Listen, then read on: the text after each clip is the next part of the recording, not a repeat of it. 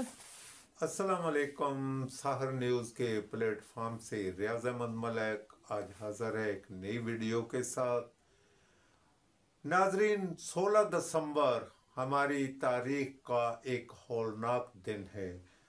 16 दिसंबर 1971 को पाकिस्तान टूट गया। अल्लामा इकबाल के ख्वाब बिखर गए और कैद आज़म का बनाया गया पाकिस्तान दो टुकड़े हो गया। इनके पीछे क्या मुहर्रकात थे ये तो खैर आपको बताने की ज़रूरत नहीं है। उस ज़माने में भी नफ़रतों के जो बीज बोए गए, अवाम में नफ़रतों की वो कहानियाँ सुनाई गईं, वो ड्रामे सुनाए गए कि अवाम एक दूसरे से बेइंतहा नफ़रत करने लगे। यही आज एक बार फिर हो रहा है। यहाँ पख्तूनों को पंजाबियों के साथ, पख्तूनों को सिंधियों के साथ लड़ाने की जो कोशिश सियासतदान कर रहे हैं, ये अब आपसे ढके छुपे नहीं हैं। गो बांग्लादेश बन गया है, एक आज़ाद मुल्क बन गया है, लेकिन आज उनको उसकी कदर आई है और वो एक बार फिर गले मिलने की तैयारियां कर रहे हैं, बल्कि कोशिश कर रहे हैं कि हम एक बार फिर पाकिस्तान के गले लगें। लेकिन शायद ये उस वक्त तो मुश्किल ही हो जाएगा।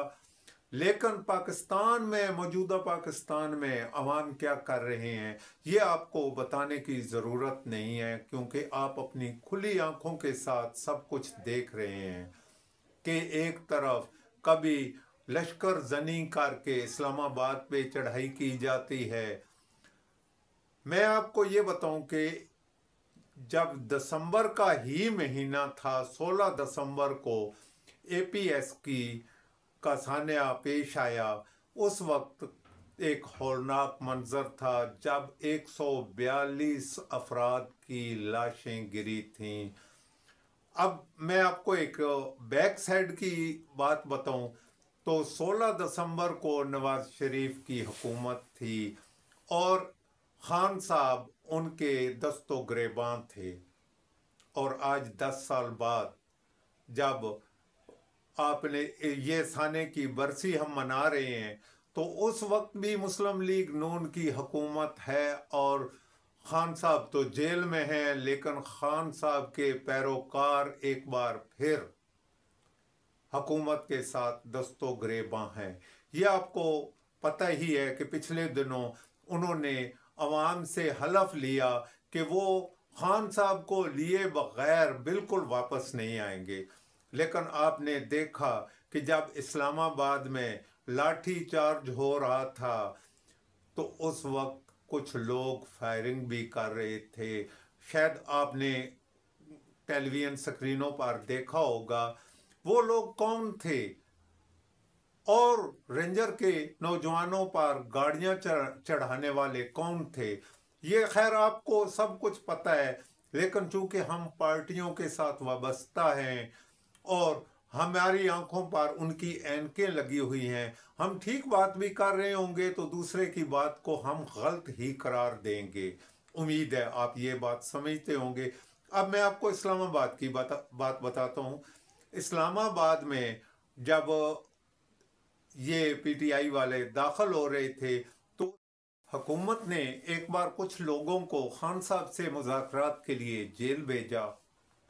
वहां से पैगाम आया कि वो कहीं और किसी जगह पे बैठकर, संगजानी मैदान उनको दिया जा रहा था, वहां बैठकर उस वक्त यकीन जानिए हमारे ज़राए के मुताबिक तकरीबन मुज़ाकरात हो चुके थे।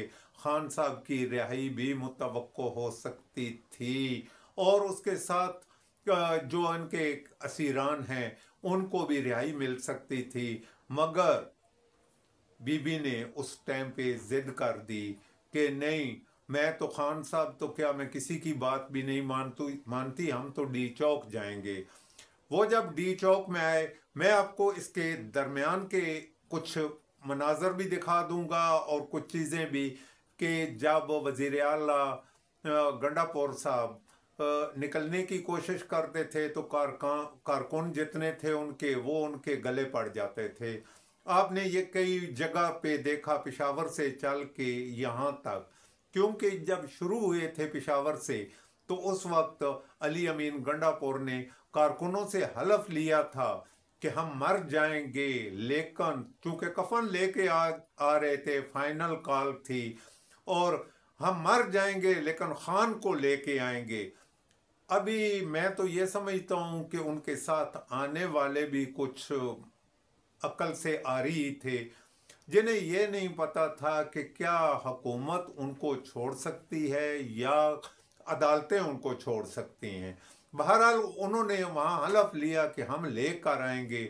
जब उन्होंने हलफ लिया और वो डी चौक भी पहुंचने वाले थे, कलसूम प्लाजा तो वो पहुंच चुके थे, वहाँ से 2 किलोमीटर के फासले पे अभी ये खड़े थे, तो इन्होंने लाइटें बंद करके वजीर आला ने वहाँ से भागने की कोशिश की।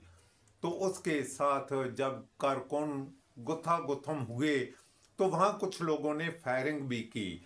ये हकीकत मैं आपको बता रहा हूँ, ये बात नहीं है कि दूसरी जानब से भी फायरिंग हुई। मैं ये नहीं कह रहा कि वहाँ से फायरिंग नहीं हुई, वहाँ से फायरिंग जो हुई वो हवाई थी, इनको मुंतशिर करने के लिए। कुछ आंसू गैस इस कदर फैली, वहाँ फेंकी गई कि वहाँ सांस लेना भी मुश्किल हो रहा था। जो डी चौक के हालात थे वो तो ये थे। और वहाँ से जब उन्होंने हलफ लिया तो मैं तो ये हैरान हूं कि वहां से भागने की जरूरत नहीं थी ना, वहां मर जाते। फिर एक बात बनती थी, ये क्या बात हुई कि कारकुन वहां मार खा रहे थे, कारकुनों को वहां बकौल इनके गोलियां भी लगी, जो अभी तक कोई एक कारकुन भी सामने नहीं आया। अस्पताल की 3 रिपोर्टें सामने आई हैं जिनमें उनको गोलियों की निशानदेही की गई है कि इनको गोलियां लगी हुई थी। बहरहाल अभी हमें नहीं पता कि वो गोलियां कहाँ से लगी, क्या हुआ क्या नहीं, ये हमारा मसला नहीं है, ये अब पीटीआई और नून लीग या पीटीआई और हुकूमत का मसला है। मैं आपको ये बता रहा हूँ कि जहाँ जब वो लोग पहुँचते हैं और फिर भागते हैं तो भागने का क्या जवाब बनता था। कई मेरे दोस्तों ने भी ये कहा कि वहाँ लाशों के ढेर लग गए थे। लतीफ़ खोसा साहब ने 278 लाशें गिरा दी और काफ़ी लोगों ने मुख्तलिफ नंबर दिए, लेकिन मुझे समझ नहीं आई कि वो 278 लोग या 415 लोग या 312 लोग वो कहाँ गए। अगर मर गए तो ये लोग उनके जनाजों में क्यों नहीं गए, इन्होंने तस्वीर और वीडियो क्यों नहीं शेयर की। आजकल तो लोकल सारा कुछ चल सकता है, तो इन्होंने वो सब कुछ क्यों नहीं किया।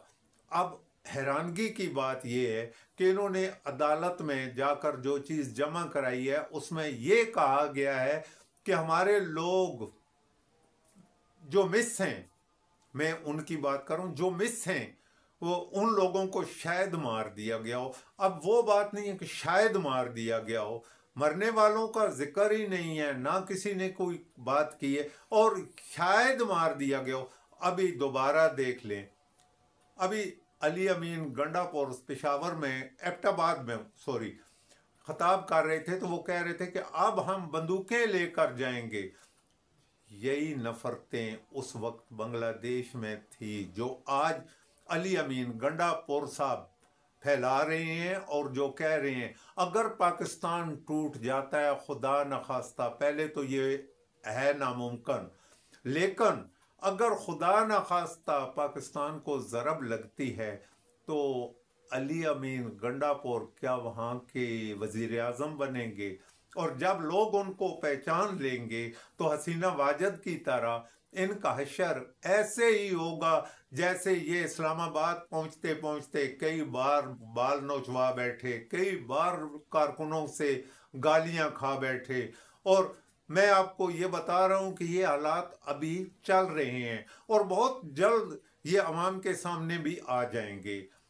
नाजरीन, अब हम कब तक इन सियासतदानों के हाथों का खिलौना बने रहेंगे, कब तक हम एक दूसरे के साथ गुत्था गुत्थम होते रहेंगे। नाजरीन, आपको ये बात अभी से सोचना होगी, हमें कैद आज़म के इस पाकिस्तान को मुत्तहिद होकर बचाना होगा। अभी एक बार फिर दहशतगर्दी की लहर दौड़ चुकी है, ہمیں متحد ہو کر ان دہشت گردوں کو کچھ نہ کچھ ان کے بارے میں کرنا پڑے گا.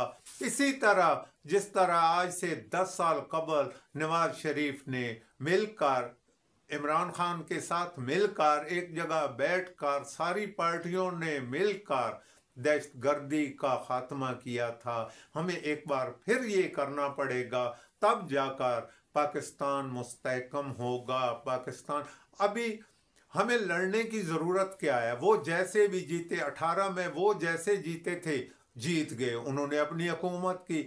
ابھی یہ کہنے کی ضرورت ہی نہیں ہے کہ یہ کیسے جیت گئے ہیں، یہ جیت گئے ہیں، حکومت میں آ گئے ہیں. ابھی آپ لوگ انتظار کریں اور پاکستان کو نقصان پہنچانے کے بجائے آپ لوگ مہربانی کریں اور اکٹھے ہو جائیں، اکٹھے ہو کر پاکستان کی سلامتی کے لیے کچھ کریں، کیونکہ پاکستان کی بقا اس وقت شدید خطرے میں ہے. اس کی وجہ یہ ہے پوری دنیا آگ کی لپیٹ میں ہے. آپ دیکھ رہے ہیں گریٹر اسرائیل بننے کی تیاریاں ہو رہی ہیں. وہاں کیا ہو رہا ہے؟ وہ آہستہ آہستہ بڑھتے بڑھتے آخر ایک دن پاکستان تک بھی آ جائے گا اور اس وقت آپ پچھتائیں گے. لیکن وہ ٹائم ایسے ہوگا کہ اب پچھتائے کیا ہو جب چڑیاں چگ گئیں کھیت. میں یہ آپ کو بتا رہا ہوں، یہ بہت جلد ہونے والا ہے. ناظرین، یہ تو تھی ہمارے آج کے ولاگ کی سٹوری. اگر ہمارا ولاگ آپ کو پسند آئے تو اسے سبسکرائب کر دیجئے گا، اسے لائک کر کے دوستوں میں شیئر کر دیجئے گا. اس کے ساتھ اجازت چاہیں گے. اللہ حافظ.